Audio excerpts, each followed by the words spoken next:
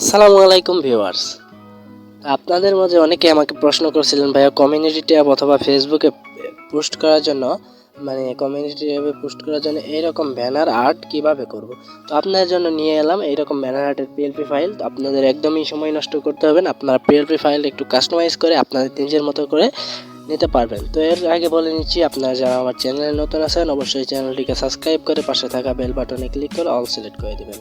তো এরকম ব্যানার আর্টের পিএলপি ফাইলটা আপনি কোথায় পাবেন, কিভাবে ডাউনলোড করবেন, কিভাবে ওপেন করবেন, সব কিছু থাকছে আজকের এই ভিডিওতে। তার জন্য আপনারা সম্পূর্ণ ভিডিও মনোযোগ সহকারে দেখতে থাকুন।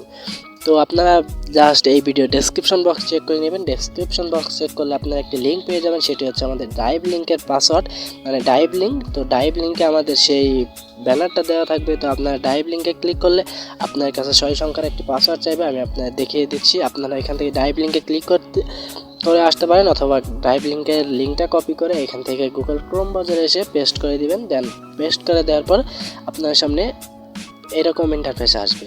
তো এখানে আপনারা ভিডিও থেকে যে 6 সংখ্যার পাসওয়ার্ডটি পেয়েছেন সেই পাসওয়ার্ডটি এখানে দিয়ে নেবেন।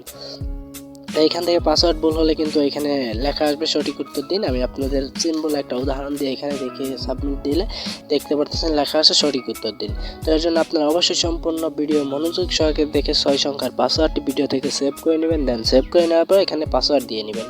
তো আমি এখন পাসওয়ার্ডটি দিয়ে নিচ্ছি। পাসওয়ার্ড দিয়ে নেওয়ার পর আপনাদের দেখিয়ে দিচ্ছি। তো পাসওয়ার্ড দিয়ে সাবমিট করার পর আমাদের সামনে এরকম ইন্টারফেস আসবে।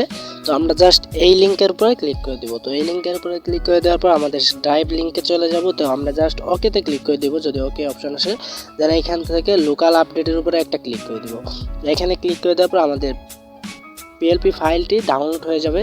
দেন আমরা ডাউনলোড অপশনে ফোনের ফাইল ম্যানেজার যাব। দেন ফাইল ম্যানেজার থেকে ডাউনলোড অপশনে আসব।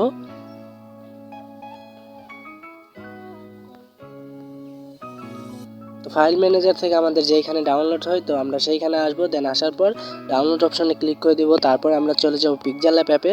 তো পিক্সেলল্যাব অ্যাপ থেকে আমরা কাস্টমাইজ করে নিব। তার জন্য আমরা পিক্সেলল্যাব অ্যাপটি ওপেন করে নিব। তো পিক্সেলল্যাব অ্যাপস ওপেন করে নেওয়ার পর এখান থেকে এইরকম ইন্টারফেস আসবে। তো এখন আমরা জাস্ট এইখানে মাই প্রজেক্ট অথবা 3 লাইন মেনু যেটা আছে এখানে দেখতে পাচ্ছেন মাই প্রজেক্ট, অথবা এখানে 3 লাইন মেনুতে ক্লিক করে দেওয়ার পর এরকম ইন্টারফেস আসবে। তো এখান থেকে ওপেন পিএলপি ফাইল। তো আমরা এই দুই প্রসেসে যেতে পারি। তো আমরা যেভাবে পছন্দ সেইভাবে যাব। তো ওপেন পিএলপি ফাইলে ক্লিক করে দেওয়ার পর এখান থেকে দেখতে পাচ্ছেন পিএলপি অপশন, পিএলপিতে ক্লিক করে দিব। দেন পিএলপিতে ক্লিক করে দেওয়ার পর আমাদের পিএলপি ফাইলটা যেহেতু ডাউনলোড অপশনে থাকবে, দেন আমরা ডাউনলোড অপশনে গিয়ে আমাদের পিএলপি ফাইলটা এখান থেকে সিলেক্ট করে নিব। তো পিএলপি ফাইলটা নেওয়ার পর এখান থেকে ওপেন অনলি যদি দেই তাহলে শুধু আমাদের ওপেন হবে, পিএলপি ফাইলের জায়গায় শো হবে না। তো আমরা জাস্ট ওপেন এন্ড অ্যাডে ক্লিক করে দিব। তো ওপেন এন্ড অ্যাডে ক্লিক করে দেওয়ার পর আমরা ব্যাক চলে আসবো। তারপর দেখতে পারবো আমাদের সেই কাঙ্ক্ষিত ব্যানারটি। তো এখন এটাকে আমরা একটু কাস্টমাইজ করে নিব। তার জন্য আমরা এখানে জাস্ট আমাদের এই থাম্বনেলটা চেঞ্জ করব, তারপর আমাদের এই ইউটিউব চ্যানেলের নামটা চেঞ্জ করব। তো এটা করার জন্য সিম্পলি আমরা লেয়ার অপশনে ক্লিক করে দিব। লেয়ার অপশনে ক্লিক করে দেওয়ার পর আমি এই সবগুলো আপনাদের সুবিধার কারণে লক করে রাখছি। তো এটা দেখতে পাচ্ছেন আমাদের থাম্বনেল।